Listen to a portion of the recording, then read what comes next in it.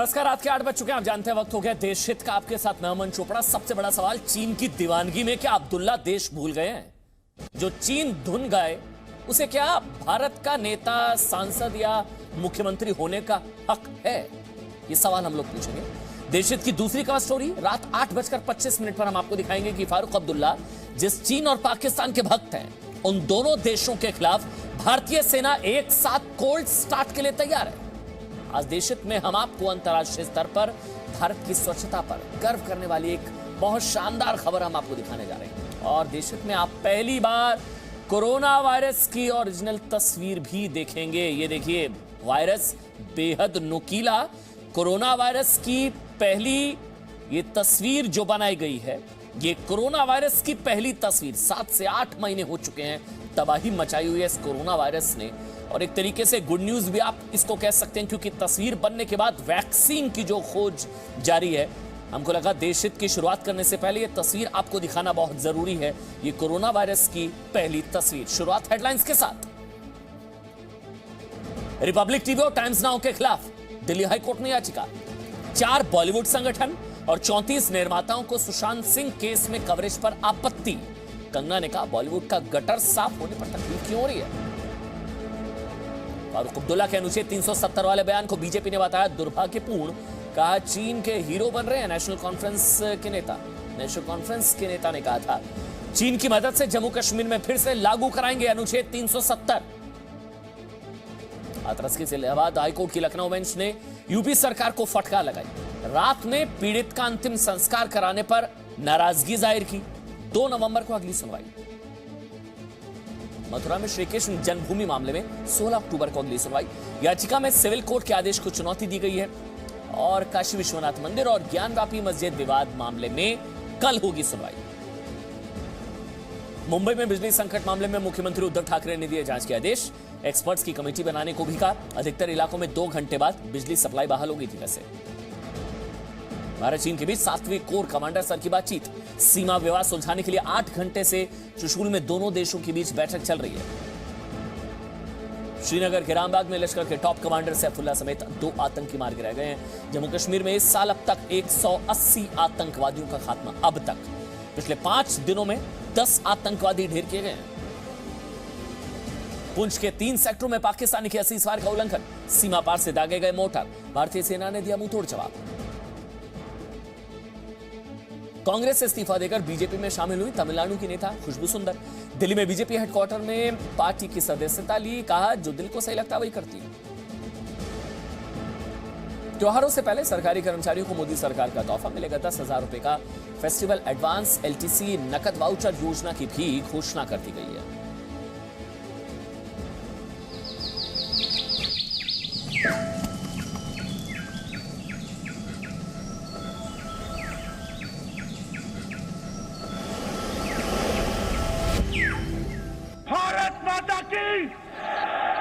भारत माता की 70 साल से ये उसको हासिल नहीं कर सके। आज कहते हैं ये हमारा हिस्सा है। अरे जरा ले ना, हम भी तो कहते हैं जरा ले लो, हम भी देखें। वो ताकत अभी तक पैदा नहीं हुई जो हमें हिला सके।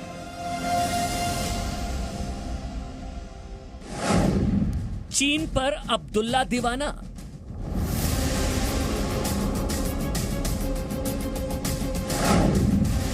चीन धुन गाने वाला भारत का नेता कैसे? खुद ये कहते हैं पार्लियामेंट में, इनका रेजोल्यूशन है कि वो हिस्सा जो पाकिस्तान के अंदर है वो हमारा है। अरे तुम्हारे बाप का है क्या? International conference.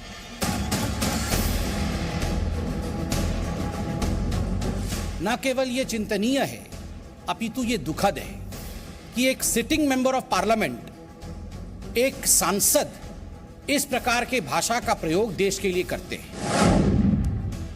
हिंदुस्तान से अब्दुल्ला के और कितने धोखे।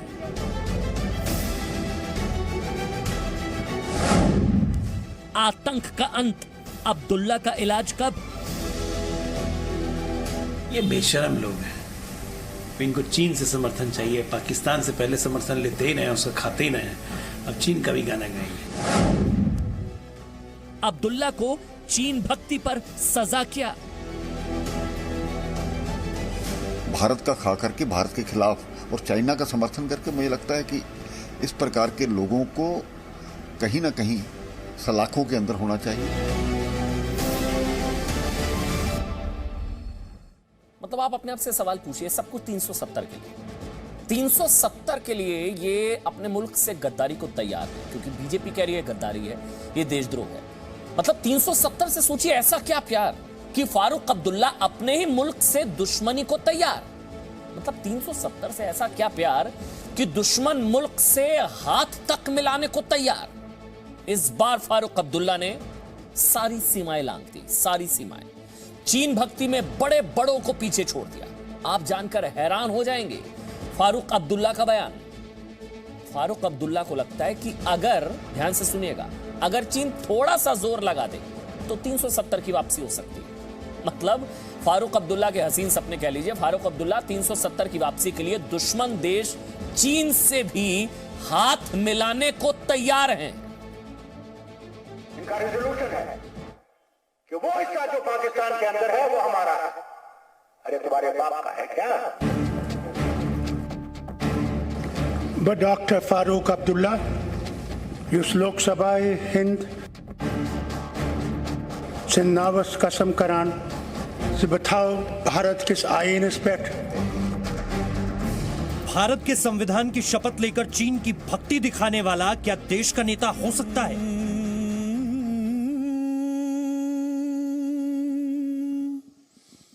मोरे राम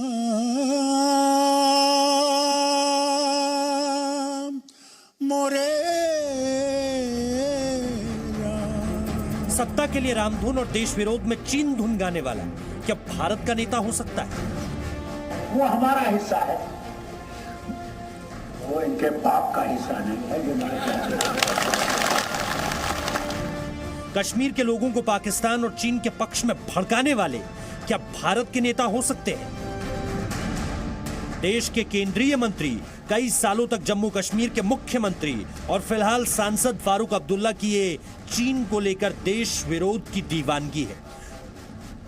पहले आतंकियों, अलगाववादियों और पाकिस्तान प्रेम दिखा चुके अब्दुल्ला की ये चीन भक्ति है जो अब जम्मू कश्मीर में अनुच्छेद 370 की वापसी के लिए चीन की मदद चाहते हैं।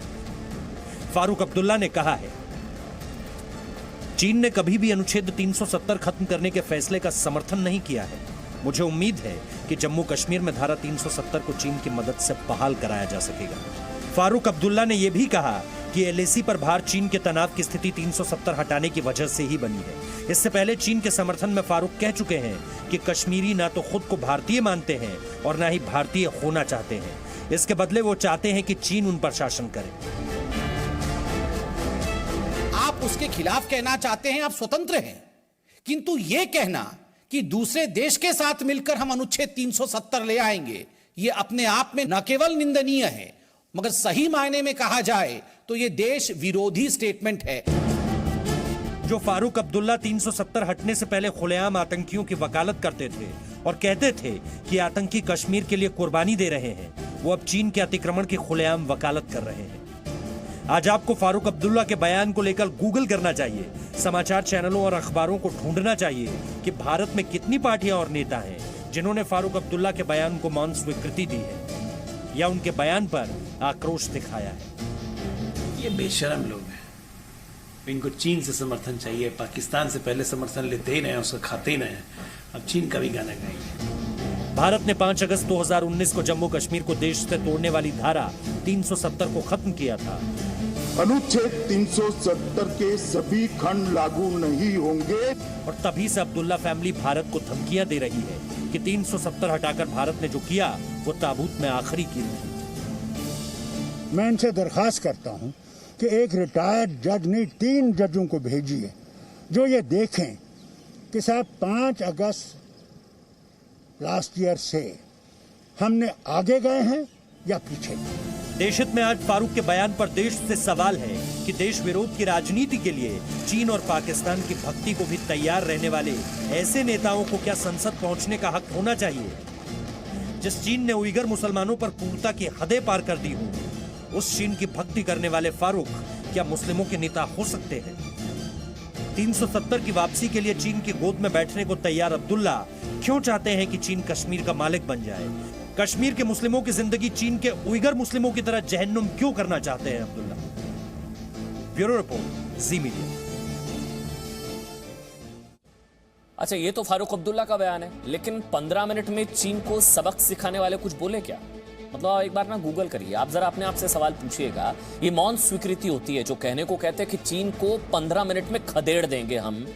कुछ बोले वो, कुछ बोले चीन के खिलाफ या फारूक अब्दुल्ला के खिलाफ, किसी की जुबान खुली, क्योंकि पता सबको है होना आना कुछ नहीं है। लेकिन फिर भी एक तरीके से इसको अपीजमेंट कह लीजिए, कुछ भी कह लीजिए। देश हित में हम फारूक अब्दुल्ला से आज कुछ पूछना चाहते हैं कि चीन की तरह कश्मीर से धारा 370, सवाल बहुत ध्यान से सुनेगा, बहुत महत्वपूर्ण है। फारूक अब्दुल्ला साहब, अगर आप देख रहे हैं या नेशनल कॉन्फ्रेंस का कोई भी नेता देख रहा है, चीन की तरह कश्मीर से धारा 370 हटाने का विरोध तो टर्की ने भी किया था। तो क्या फारूक अब्दुल्ला अब कश्मीर पर चीन के बाद तुर्की या टर्की से भी मदद मांगेंगे क्या? अनुच्छेद 300 समाप्ति के बाद लश्कर तैयबा ने भी मुजफ्फराबाद में विरोध रैली निकाली थी। मतलब 370 हटाने का विरोध अगर चीन ने किया, अगर तुर्की ने किया, तो लश्कर तैयबा ने भी किया था। तो क्या फारूक अब्दुल्ला साहब आप खुलकर लश्कर से भी मदद मांगेंगे? हिजबुल मुजाहिदीन ने भी तो 370 की समाप्ति से वो खुश नहीं था। हिजबुल मुजाहिदीन, कोई आतंकी संगठन खुश नहीं था। तो क्या फारूक अब्दुल्ला साहब आप ये बताने की कृपा करेंगे कि क्या आप हिजबुल मुजाहिदीन से भी मदद मांगेंगे 370 की बहाली में? क्या आईएसआईएस के काले झंडे जो लहराए गए थे, वो क्या आईएसआईएस से भी क्या मदद मांगेंगे? क्योंकि 370 का विरोध तो आईएसआईएस ने भी किया था। आप समझ रहे हैं, ये वो तमाम सवाल है। वैसे देखिए, हैरानगी, आप हैरान हो जाएंगे जो अब हम आपको बताने जा रहे हैं। हैरानगी इस चीज की है कि चीन दुनिया में मुसलमानों पर अत्याचार के लिए कुख्यात है। पूरी दुनिया में सबसे ज्यादा जुल्म, अत्याचार, क्रूरता मुसलमानों पर अगर कहीं है तो पूरी दुनिया में उस मुल्क का नाम है चीन। मुसलमानों के लिए नर्क है चीन। लेकिन 370 को कथित मुस्लिम विरोधी बताने वाले उसकी वापसी की उम्मीद लगाए बैठे हैं सबसे बड़े मुस्लिम विरोधी मुल्क चीन से।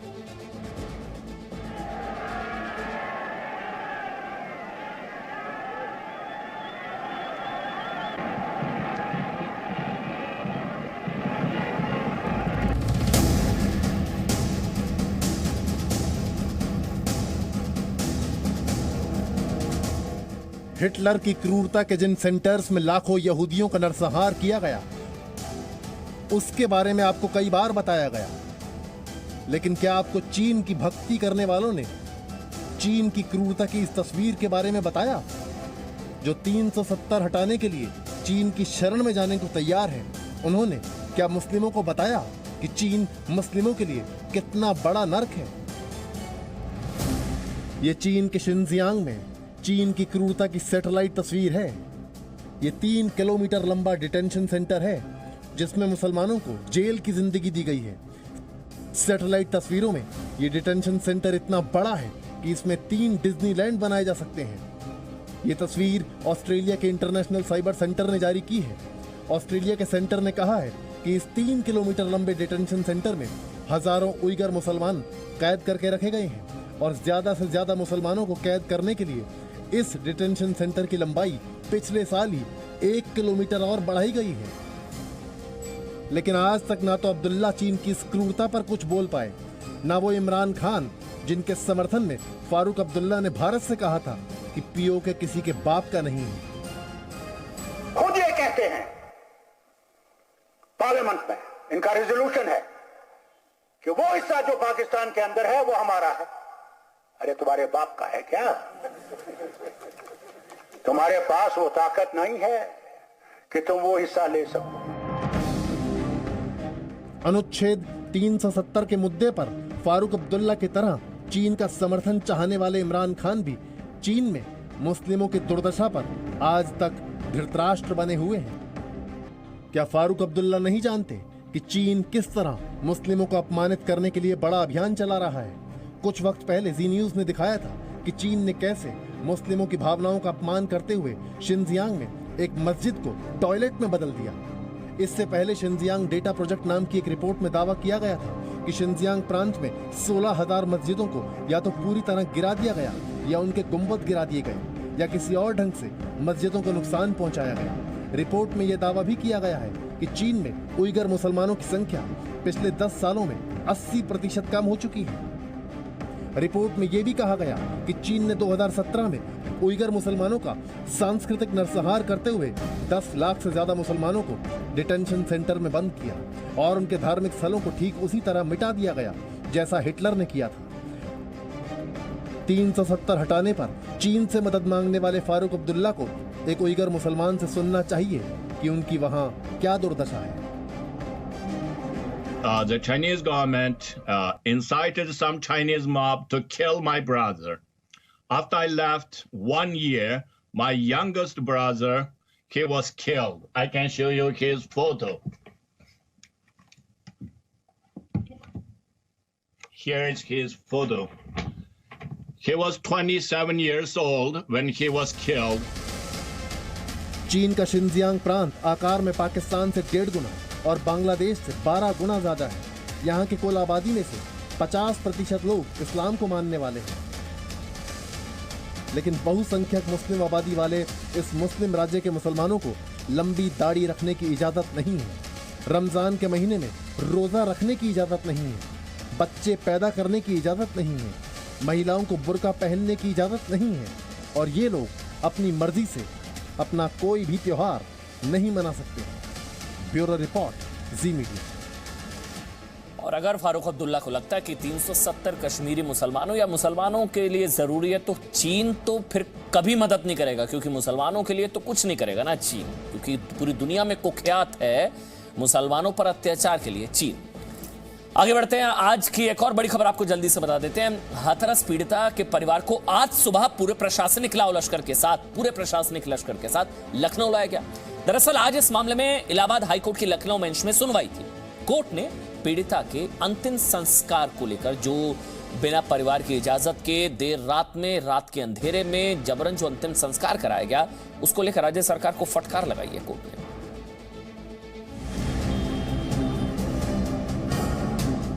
हाथरस केस में आज इलाहाबाद हाई कोर्ट की लखनऊ बेंच ने सुनवाई की।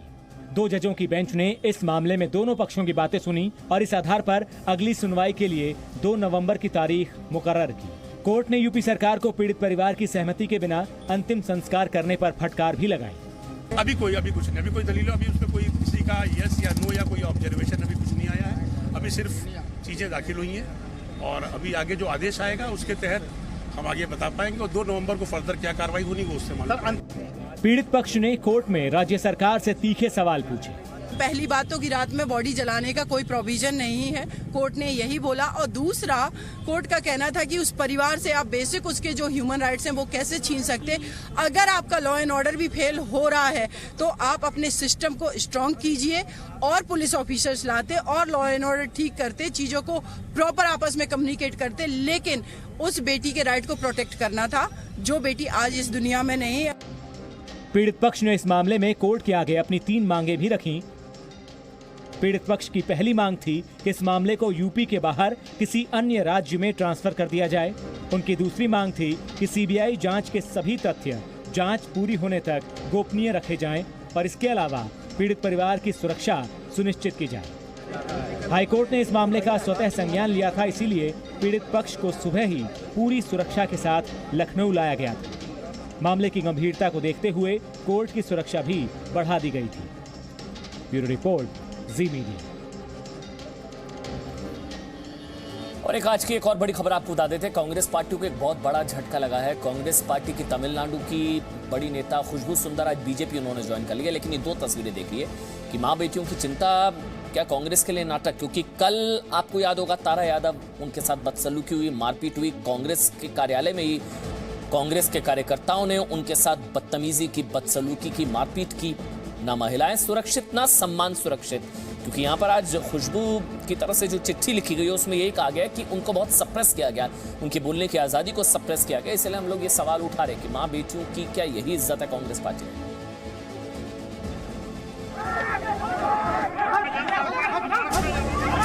तमाशा करना होगा तो सड़क पर गिर जाएंगे। विरोधी विचारधारा पर सवाल उठाने होंगे तो पुलिस से भिड़ने की तस्वीरें खिंचवाएंगे। लेकिन जब बात अपनी ही पार्टी की महिला कार्यकर्ताओं के सम्मान की होगी तो उनको सांप सूंघ जाता है।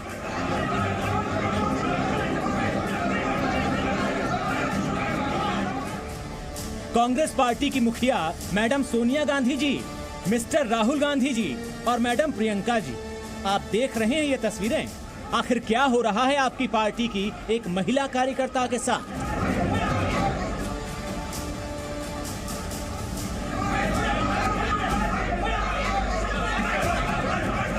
महिलाओं के सम्मान पर राहुल और प्रियंका की बातें सुनिए जरा। मैं आपके माध्यम से कहना चाहता हूं, सरकार को कहना चाहता हूं, आप अपना काम करना शुरू कीजिए। अपराधियों को जेल में डालने का काम कीजिए, पीड़ितों को बचाने की और उनकी रक्षा करने का काम शुरू कीजिए। यह सिर्फ एक महिला की कहानी नहीं है, यह हिंदुस्तान में लाखों महिलाओं की कहानी है। लाखों महिलाएं सरकार की ओर देख रही हैं और सरकार अपना काम नहीं कर रही। हम सबको सरकार पर दबाव डालना है, समाज को बदलना है, क्योंकि जो हमारी माताएं और बहनों के खिलाफ इस देश में किया जाता है वो सरासर अन्याय है। महिलाओं पर अपराध बढ़ रहे हैं। पीड़ित महिलाओं की सच्चाई और उनकी आवाज को सुनने के बजाय उन्हीं को बदनाम कराना, उन्हीं पर आरोप लगाना सबसे शर्मनाक और बुज़दिल हरकत है। लेकिन देश की महिलाएं अब चुप नहीं रहेंगी। एक बहन को दोषी ठहराया तो लाखों बहनें अपनी आवाज बुलंद करेंगी और उनके साथ खड़ी होंगी। हम अपना जिम्मा खुद ले लेंगे। अब महिलाओं को ही महिला सुरक्षा का जिम्मा उठाना होगा। अपनी पार्टी की महिलाओं का सम्मान बचाने में नाकाम कांग्रेस पार्टी के नेता महिला सुरक्षा और सम्मान पर अच्छे डायलॉग बोलते हैं। यही वजह है कि कांग्रेस की महिला कार्यकर्ता अपने सम्मान की रक्षा के लिए पार्टी छोड़ने पर मजबूर है। अभिनेत्री से नेता बनी खुशबू सुंदर के साथ आपकी पार्टी ने वही किया जो अन्य महिला नेताओं या कार्यकर्ताओं के साथ करती है। मतलब एक तरीके से कांग्रेस में स्वच्छता अभियान चल रहा है। तमाम जितने भी पार्टी के नेता एक एक करके छोड़ रहे हैं। लेकिन एक और स्वच्छता के लिहाज से भारत पर गर्व करने वाली खबर आपको पता होनी चाहिए। भारत के 8 समुद्री तटों को पहली बार ब्लू फ्लैग दिया गया है। देखिए होता यह कि 2018 में देखिए पर्यावरण मंत्रालय ने भारत के 8 समुद्री तटों के नाम foundation for environment education FEE को भेजे थे। डेनमार्क की संस्था ने सभी 8 समुद्री तटों को अपने मानकों पर खरा पाया और सभी 8 भारत के सभी 8 समुद्री तटों को ब्लू फ्लैग सम्मान दिया गया है। यह देश हित में आपके लिए आपको गर्व का एहसास कराने वाली खबर है। अंतर्राष्ट्रीय स्तर पर देश के समुद्री तटों को पहली बार यह मान्यता मिली है। मतलब ये तस्वीरें आपको याद है जब खुद प्रधानमंत्री नरेंद्र मोदी सांकेतिक रूप से समुद्री तटों को साफ करने के लिए उतरे थे और वो कूड़ा बिन रहे थे वहां पर। मतलब जो संकल्प था वो आखिरकार संभवतः शायद रंग लाया। अंतर्राष्ट्रीय पहचान समुद्री तटों की भारत की, इसके साथ ही हमारा देश उन 50 देशों की लिस्ट में शामिल हो गया जिनके पास ये फ्लैग है।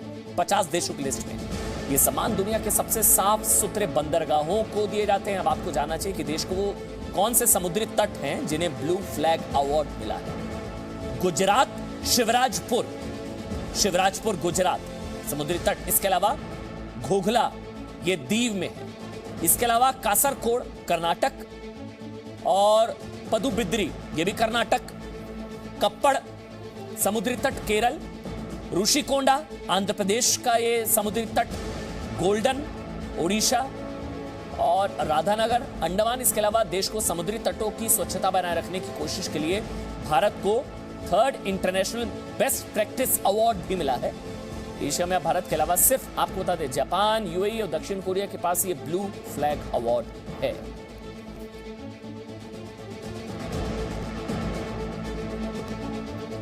और ये सम्मान करने वाली खबर आपके लिए देखना बहुत जरूरी था, क्योंकि ये खबर देश हित। आज जम्मू कश्मीर में सुरक्षा बलों ने आतंकवादी हाफिज सईद के आतंकी संगठन लश्कर-ए-तैयबा की कमर तोड़। श्रीनगर के रामबन एनकाउंटर में लश्कर के पाकिस्तानी आतंकी सैफुल्लाह को मार गिराया। आपको यह भी बता दें कि सैफुल्लाह के साथ इरशाद का भी अंत कर दिया गया।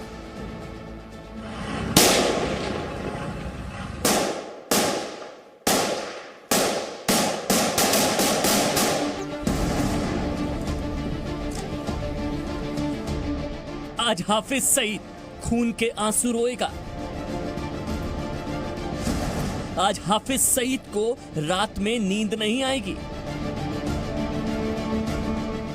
श्रीनगर में हाफिज के राइट हैंड का दी एंड एनकाउंटर में मारा गया लश्कर आतंकी सैफुल्लाह।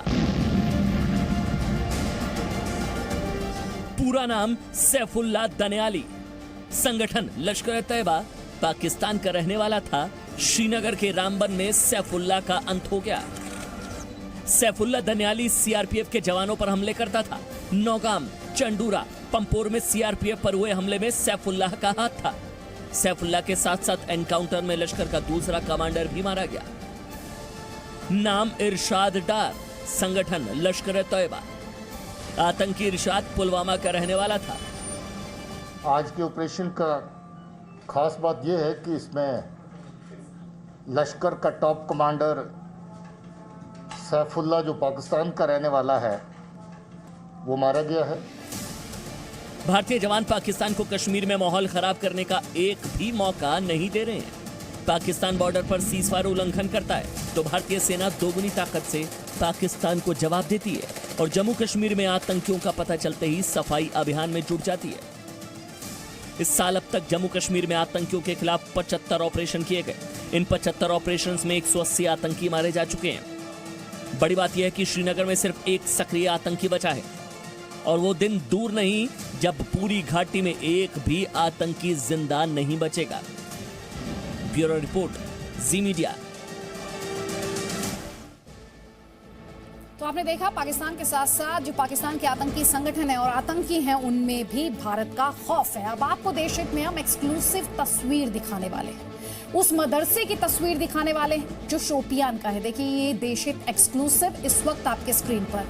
अब आप सोच रहे होंगे इस मदरसे की तस्वीर हम आपको क्यों दिखा रहे हैं। तो आप जाते हैं तालीम लेने के लिए किसी स्कूल में, मदरसे में भी यही बात की जाती है, लेकिन यहाँ पर जो तालीम दी जा रही है उसने इसे जांच एजेंसियों के रडार पर ला दिया है। जो आतंकी बीते दिनों में मारे गए हैं उनमें से कई का कनेक्शन इस मदरसे से है और इसीलिए सवाल ये उठ रहा है कि इस मदरसे में क्या आतंकी तालीम दी जा रही है, आतंकी तैयार किए जा रहे हैं क्या इस मदरसे में। और इसीलिए ये मदरसा जांच एजेंसियों के रडार पर दक्षिण कश्मीर का शोपियान, जहां जामिया सिराजुल उलूम मदरसा, ये एक्सक्लूसिव तस्वीरें आपके स्क्रीन पर और साथ ही एक्सक्लूसिव जानकारी भी। दरअसल यहां आतंकी फैक्ट्री चलाई जा रही है और ऐसा इसलिए कहा जा रहा है क्योंकि बीते दिनों में जो आतंकी मारे गए हैं उनमें कई का कनेक्शन इसी मदरसे से रहा है। इस मदरसे की जो गतिविधियां हैं वो भी संदिग्ध पाई गई हैं। कई छात्रों का, बार बार आपसे कह रहे हैं, कई छात्रों का आतंकी कनेक्शन यहां पर पाया गया है। तो ये एक्सक्लूसिव तस्वीरें और साथ ही ये एक्सक्लूसिव जानकारी भी। तो शोपियान में जामिया सिराजुल उलूम मदरसा जांच एजेंसियों के रडार पर ये यहां पढ़ाने वाले 3 टीचर्स को जन सुरक्षा अधिनियम यानी पीएसए के तहत गिरफ्तार किया गया है। इन आरोपी टीचर्स पर नफरत फैलाने का आरोप है। मदरसे में पढ़ाने वाले करीब 6 टीचर्स की गतिविधियां जो हैं वो संदिग्ध हैं और उनकी जांच चल रही है। जरूरत पड़ने पर कुछ और लोगों के खिलाफ भी एक्शन हो सकता है, ये भी सामने आ रहा है। जी न्यूज को जो जानकारी मिली है दक्षिण कश्मीर में मारे गए, देखिए जो तथ्य हम आपके सामने बार बार रख रहे थे, साउथ कश्मीर में मारे गए आतंकियों में से 13 आतंकी इसी मदरसे में पढ़े हुए थे। पुलवामा हमले में शामिल आतंकी सज्जाद भट्ट भी इसी मदरसे का छात्र था। सज्जाद भट्ट पुलवामा हमले में शामिल आतंकी, और इसी के बाद ये जांच एजेंसियों के रडार पर आया है और कई बड़े सवाल खड़े हुए हैं। शोपियान का ये मदरसा 3 वर्ष से जम्मू कश्मीर में हिंसक घटनाओं और राष्ट्र विरोधी गतिविधियों में किसी न किसी तरह से चर्चा में रहा है।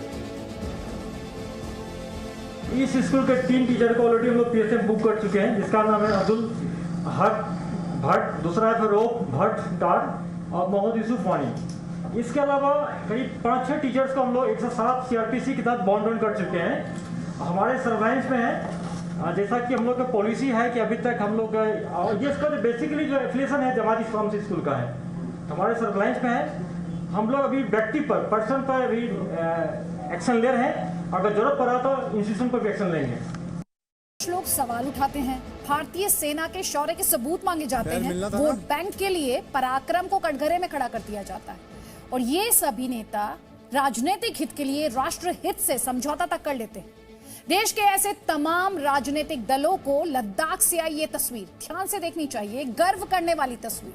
लद्दाख में एक मासूम, जिसे आप अपने स्क्रीन पर देख पा रहे हैं, आईटीबीपी के जवानों को ये कड़क सलामी है। चीन के खिलाफ एक मासूम का ये सैल्यूट वाला हुंकार, ये एक मासूम की ऐसी देशभक्ति है जिसमें भारतीय सैनिकों के लिए सम्मान का भाव है। इस छोटे से बच्चे जिसका नाम नामग्याल है, इसका जोश हाय है जो ये बताता है कि सरहद पर सिर्फ सैनिक ही नहीं बल्कि नामग्याल जैसे छोटे छोटे शूरवीर भी दुश्मन को परास्त करने का दम रखते हैं। फिर से करो एक बार, विश्राम, हाँ, सावधान, सैल्यूट, गुड। पैर मिलना था ना, पैर खोल दिया, पैर पहले खोलो, बिलाओ, हाँ, ऐसे करो, भैया, फिर से करो एक बार, विश्राम, हाँ, सावधान, सैल्यूट, गुड। पैर मिलना था ना। इससे कड़क सैल्यूट कम से कम मैंने तो नहीं देखा, मुझे उम्मीद है आपने भी नहीं देखा होगा। Presenting B News app, available on Google Play and App Store. Download it now.